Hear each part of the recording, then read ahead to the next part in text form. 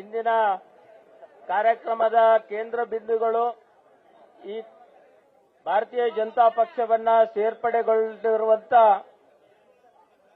ಎಲ್ಲ ನಾಯಕರನ್ನ ಇವತ್ತು ಸೇರ್ಪಡೆಗೆ ಆಗಮಿಸಿದ್ದಾರೆ. ಅವರಿಗೆಲ್ಲರಿಗೂ ಸ್ವಾಗತವನ್ನ ಬಯಸ್ತಾರೆ.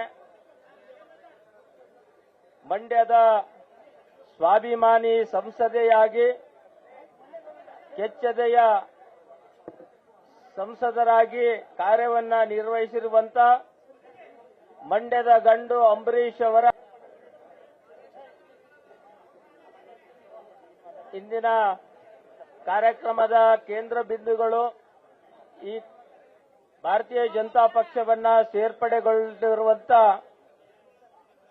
ಎಲ್ಲ ನಾಯಕರನ್ನ ಇವತ್ತು ಸೇರ್ಪಡೆಗೆ ಆಗಮಿಸಿದ್ದಾರೆ. ಅವರಿಗೆಲ್ಲರಿಗೂ ಸ್ವಾಗತವನ್ನ ಬಯಸ್ತಾರೆ.